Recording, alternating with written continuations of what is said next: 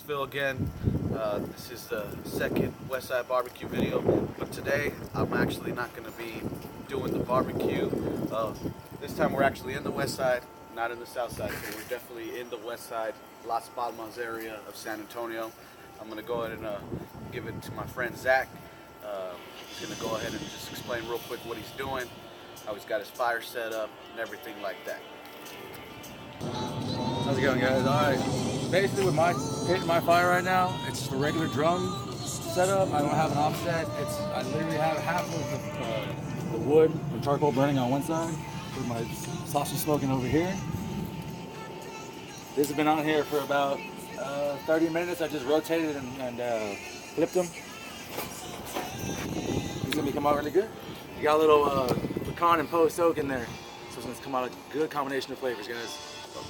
Alright guys, it's been about an hour to hour and 20 minutes. I'm about to take the sausage off. We're gonna throw on some right here. We got some HEB, some boneless beef ribs. I season them with some salt and pepper, keep it nice and simple. I don't like to do a lot of stuff. If I want to get crazy, I can, but I just like to keep it simple. So my favorite ones are salt and lemon pepper. Lemon pepper just, it goes good on everything, guys. Come on now. Fish, beef, chicken, lamb. I haven't found a seasoning, or I haven't found a meat product yet that lemon pepper does not go good on. All right, so we're gonna do that, and we'll show it to you in a little bit. All right, so what I got here, I got the beef ribs right here going on a little sear action. So what we're doing is putting it over direct heat, so we can get those grill marks on it, get a nice little color. Once we're done, I'm gonna put it on back onto this side where the sausage was. On this dark side where there's no coal whatsoever, that'll be your indirect heat, and that's what I'm gonna put them to get some smoke. So they're just going to get your char and then your smoke. And the whole purpose of you getting that char, what are you trying to do with that?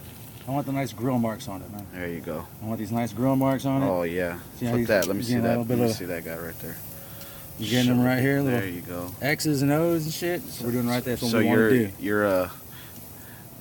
You definitely like the presentation.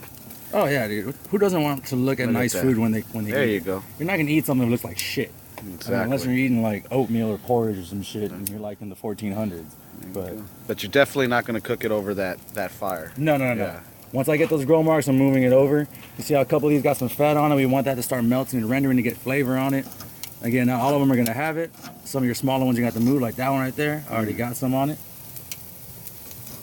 Smells good. Definitely smells good. That's that oak and that pecan you're smelling. Damn, look at that. Look at that's a beautiful sear, man. That is a beautiful sear. So you want to get that all nice and crispy. Let me see this fatty guy right here. Right here. Yeah. You got him right there. See that? Check him out. Oh yeah, he's coming out good. And we want this to start melting. I'm gonna flip them over too. Cool, man.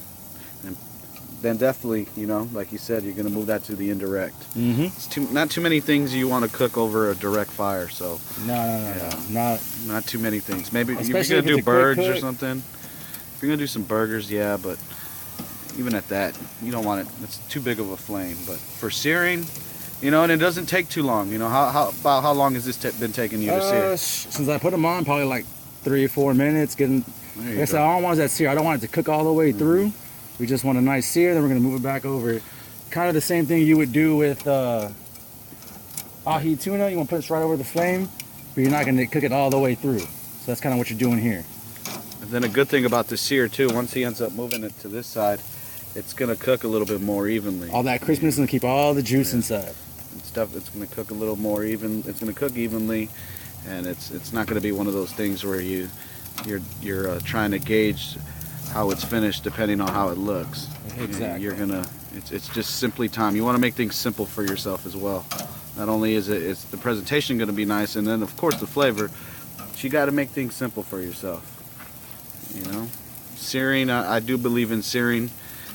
In a couple of videos when I do some steaks or something, I'll definitely show you as well. I do the same sear method because it's a good way to just incorporate all sorts of things when you're cooking. You get the nice presentation of the grill marks. You get the easiness of cooking it thoroughly and through, and it's just easy peasy.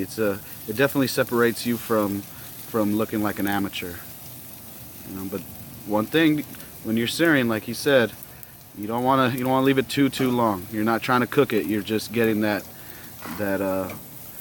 little, not necessarily a bark, but you're getting that cook crispiness look, and then you're setting them off. You know, set them off, and this is where the magic happens.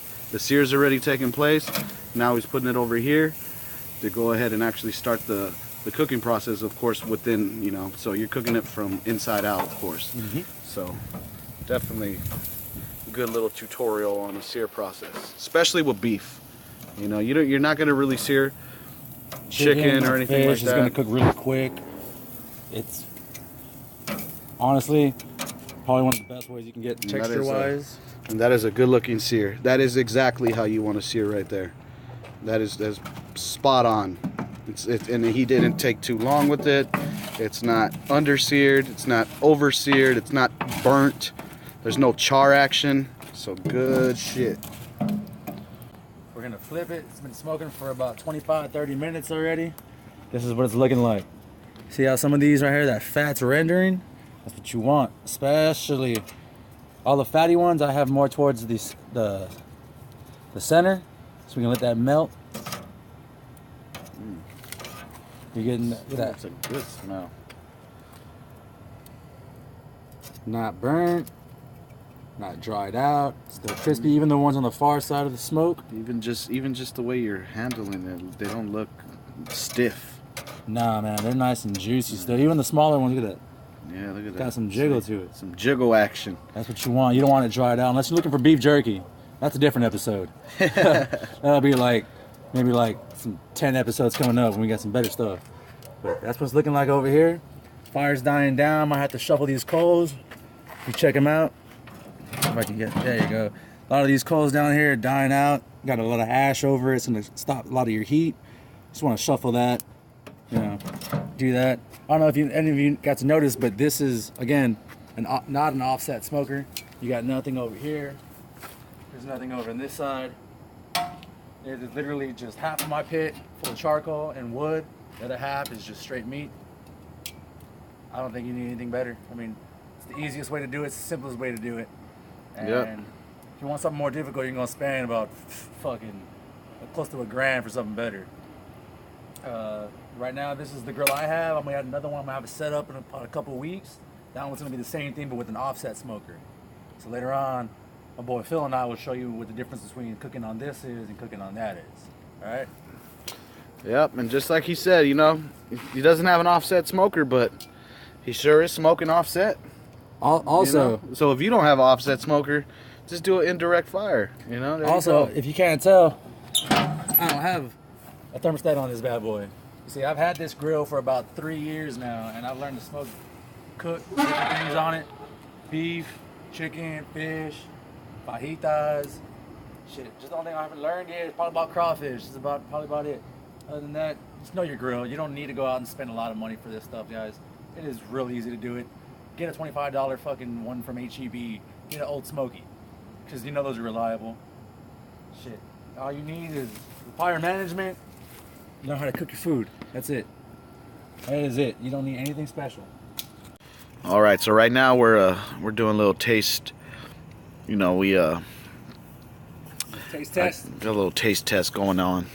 You know, there's some that are done.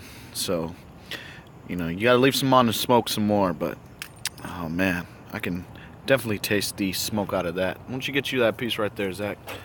Get you a little bite. Let me get you. Hold on. Scoot back a little bit. A little bit more. There you go. Let me see the reaction. God damn. I want to cut this up and put it in the taco. Fuck. It's a damn good beef rib, man. I like it, man. It's a damn good beef rib. Simple. All I did was Look at that. season it with salt, lemon, pepper, throw 2 kinds of wood in there. That's it. You don't even need 2 kinds, you just need 1. Look at that action right there. Cooked thoroughly. Not overcooked. Not undercooked. And there's still some more in there. You know, just for the smoke action. Just to absorb some more smoke. What we actually did was take off the smaller ones that were pretty much done. We left the bigger ones on there because, of course, no one wants to eat undercooked meat. If you like it raw, pull it off when you're ready. You like it medium rare, you like it rare, you know, all the way. If you want to beef jerky style, you can do that too. It's all up to you. Again, know your pit, know your meat. That's all it takes. There you go. Look at that. Even the fat's good. I'm one of those people that eats fat. Not too many people eat fat, but I eat fat. I don't eat fat. I came up in the hood, so whatever's cooked, you eat it. We're done with the beef ribs. Sausage though. Oh yeah, this is the sausage that was done earlier. Look at Still smoking, man. That's a good oak smell. Look at that. Juicy, not dry. It's got everywhere. That's what you want. This is one of our fatty pieces right here. You saw how much fat was on there earlier? Look at that. Rendered down. It's good to go, baby. All smoke, baby. All smoke. It's done. Sausage is done. We got mac and cheese on the inside. Shit, it's gonna be a tasty meal. Oh man. This is that sausage. That sausage was in there for about an hour. Here, hold that one. Get a piece of rib. And a piece of rib. Get a good size. Here's a good nice just hold it there. That right there, just leave it alone. That's gonna be the thumbnail. Right there. That's that thumbnail action. Damn. And I got a little piece of the sausage, and man, it came out really good. You know, and it's simple. Yeah. Sausage is simple, but there's plenty of ways you can mess it up. And you just put it on indirect heat. You don't need, you know, most of the meat that you're gonna cook, you want it on indirect heat. Look at this. Again, I have direct heat right here. I had indirect over here. This is where my fire was. This is where all the meat and sausage was. Right here. As you can tell, you can see all this nice little ash off the top of it. And over here you see all the little greasy marks. Yeah, it's still That's smoking. how you do it, man. All right, guys. So like we said, we were going to be doing the update on the payout. What I like to call the payout. You put in the work, and then there's a payout, and then you can obviously share it amongst your friends. In this case, Zach was the pit master. He definitely put in the work. He's got himself a plate that he's been killing. Now it's a little bit of my turn. I just want to show you this cut right here that I made. You see that right there? Beautiful, beautiful. You know, if you're into fully cooked meat, you want a well done steak, go ahead and skip this video because that's not what we're about. I like medium rare. You know, nothing too crazy, nothing you know, bloody, nothing mooing or anything. But I do like my meat medium rare and tender. I'm also a sauce guy. Not too many people are a sauce guy. I know a lot of people that put sauce on their meat. The people that made it might say, "Oh, that's disrespectful." In no way am I being disrespectful. I just like sauce, you know. So, right here's a little concoction of some Texas style barbecue with some Kansas City style. There was some Carolina style in there, but I ain't big on the Carolina style. So let me go ahead and just.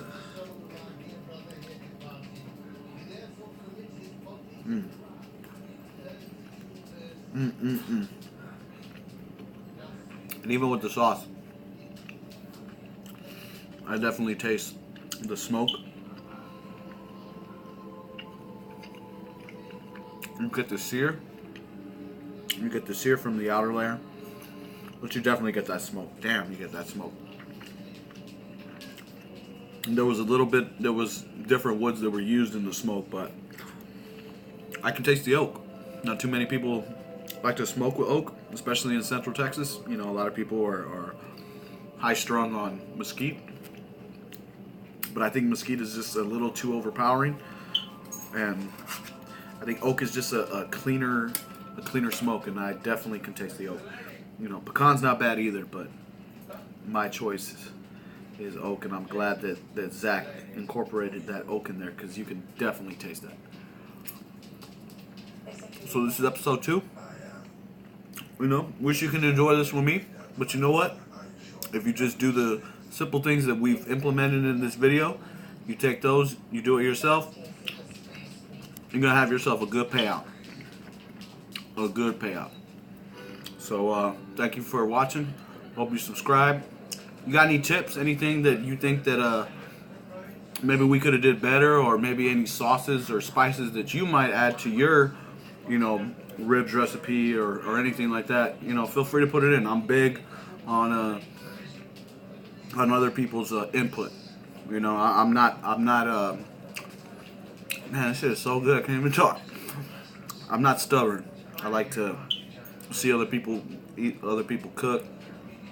I like to get some. I like to soak some knowledge from them. Even on this cook, there was some things that I soaked up from Zach that he does a little bit different than I do, but definitely some little little exercises I might try on my next cook. So thank you guys. You all have a good one.